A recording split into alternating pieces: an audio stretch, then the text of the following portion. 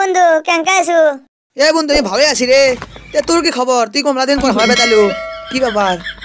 এ না এমনি তোর বাদ এমনি আনো এমনি দেখতে আনো তুই কি করিস না হয়েছে তোর খবর ব্যান কেঙ্কা সে দেখতে আনো।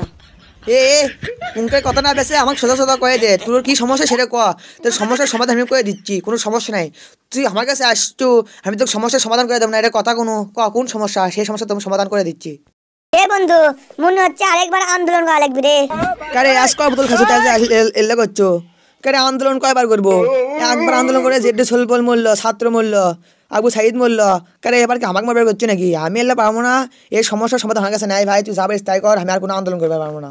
এই শালা হ্যান্ডেল তোর আন্দোলনের কথা শুনে তোর পাইল মাথা তুলছে না। আমি এই আন্দোলন কথা বলছি না রে, এটা একটা নির্দিষ্ট আন্দোলন, মানে একটা কোম্পানির উপর আন্দোলন করা লাগবে। কি এটা আবার কেঙ্কা আন্দোলন রে? তুই কোন কোম্পানির উপর আন্দোলন করবো? তো ওই কোম্পানি কি করছে তাই তুই ওর উপর আন্দোলন করবো? এ বন্ধু বেরি কোম্পানির উপর আন্দোলন করবো রে। শালারা বছরে বছরে বেরির দাম 2 টাকা করে বাড়ায়।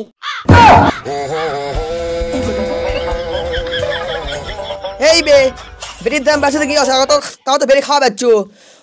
আন্দোলন করার পর যদি বেরির কোম্পানি যদি তুলে দিস বা বেরির কোম্পানি যদি বেরি যদি না বানায় তাহলে সেখানে কি খাবো? এই হ্যান্ডেল বেরির দাম বাড়ালে আবার আন্দোলন করবো। বেরির কোম্পানি তুললে কিসের জন্য? যদি বেরির কোম্পানি যদি আবার না দেয় তাহলে ওই 11 দিনের ফাঁসি তোর আন্দোলন করবো। দে রে খালি কথায় কথায় আন্দোলন আন্দোলন করিস। আন্দোলন ছাড়া তোর মুখত কোনো কথা নাই বে। আন্দোলন বাদ দিয়ে কোনো একটা সমাধান বের কর। এই হ্যান্ডেল আমাদের দেশে তো আন্দোলন ছাড়া আবার কি হয় রে? আমাদের দেশে তো আন্দোলনের কারণে সরকার পালাছে, আবার কিষণ দল দে, আবার রিক্সালে আন্দোলন করিচ্ছে, ঢাকালে আন্দোলন করিচ্ছে। তে আমরা বেরি করে আন্দোলন করলে সমস্যা কি রে?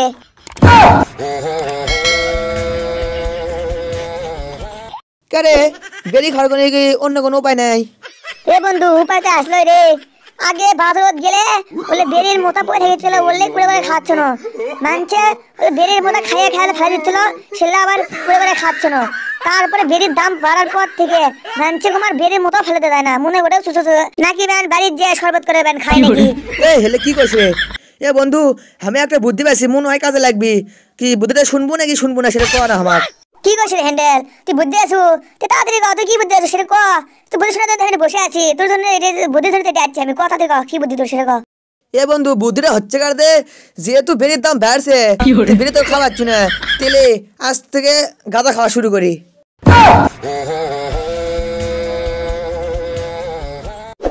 এই শালা হ্যান্ডেল তোর বুদ্ধি রে। শালা ভাত চাস না বিরিয়ানি খাবার চাস না? কারে বেরির দাম বাড়ছে কি আছে? তুই গাঁদার দাম আরো বেশি রে। গাঁদার দাম বছরে 10 টাকা বাড়ে, তুই জানিস? এই আমি কি বুদ্ধি এমনি দিছি বে? বেরির দাম বাড়ছে, বেরি খাস না। বেরি যখন খাবো তখনই পিনিক শেষ।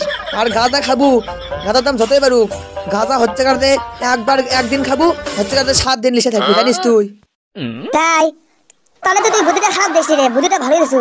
কিন্তু গাঁদার যে সিন্ডিকেট রে, একজন থেকে আরেকজন লিয়ে আসে, আরেকজন থেকে আরেকজন আসে, আস্তে আস্তে সিদ্ধির দাম বাড়ে, তো কমও কি? এর বেচাতে গাঁদার দাম বেশি হোক, গাঁদা একদিন খাবো 7 লিসে থাকবি। কই লিসে চটকান পারবি না। মনে কর সারাদিন খাবো আর মাথা সারাদিন খালি তোর ঘুরবি, বুঝিস নি? এমন লিসে থাকবি তোর লিসে কেউ চটকান পারবি না। গাঁদা খাওয়া শুরু করলে ওই কোনো টাকা পয়সা দিবি, আর 7 দিন কোনো লিসে তো চটকান পারবি না কেউ, বুঝিস নি? এ হ্যান্ডেল কিন্তু গাঁদা খাওয়া যে হারাম রে। এই গাঁদা খাওয়া হারাম, তাদের বেরি খাওয়া কি? না রে হ্যান্ডেল আমি কবার যাচ্ছি, গাঁদা খাইলে তো পুলিশ ধরে আর বেরি খাইতে কোনো পুলিশ ধরে না, বুঝিস না? শালা তুই পুলিশ ধরে ভয়তে আসু। তুই বেরির প্যাকেট তুই লেখা আছে ধূমপান যে স্বাস্থ্যের জন্য ক্ষতি কর, তুই সেটা আমার ঠিক খাস, সে তোর কোনো ভাজা না। এ তেলে এল্লা বাদ দে, তাহলে আসতে আমরা তাহলে এল্লা খাওয়া শুরু করি, গাঁদা খাওয়া শুরু করি। তাহলে দেখি তো বেরি কোম্পানিরা কিভাবে চলে। আমরা যদি গাঁদা খাই তাহলে বেরি খাবি কে রে? দেখি দে বেরি কোম্পানি কি জায়গা ডুবার লাগে, ডুবো না। উই না বেখেলে বেরি কোম্পানি ডুবে যাবি। তুই সবাই বেরি খাচ্ছিলু, বাজারের যে বেরির মোতা পরে থাকছিল সেটা মোতা করে করে খাচ্ছিলু, তাই আবার বেরি কোম্পানি ডুবাবি।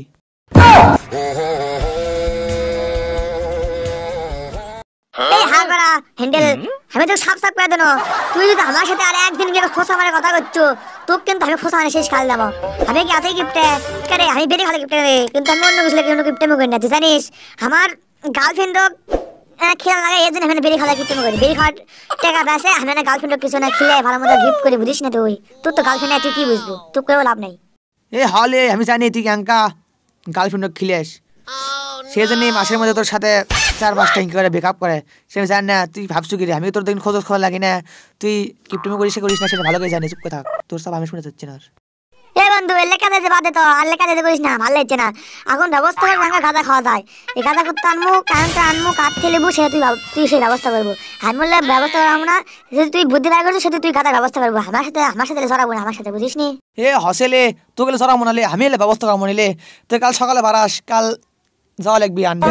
যাই হোক দর্শক বন্ধুরা, আজ তো আমরা বেরি খাওয়া বাদ দিচ্ছি, কাল থেকে আমরা গাঁজা খাওয়া শুরু করবো। বেরির দাম বাড়ছে, সেজন্য আমরা বেরি খাওয়া পাচ্ছি না। আর তো সমস্যা নাই, বেরি খাওয়া পারবো না তো কি আছে, গাঁজা খাবো আমরা। দর্শক বন্ধুরা, ভিডিওটা কেমন লাগলো অবশ্যই কমেন্টে বলে যাবেন এবং আমাদের চ্যানেলে নতুন নতুন ভিডিও পেতে আমাদের চ্যানেলটা সাবস্ক্রাইব করে রাখতে পারেন।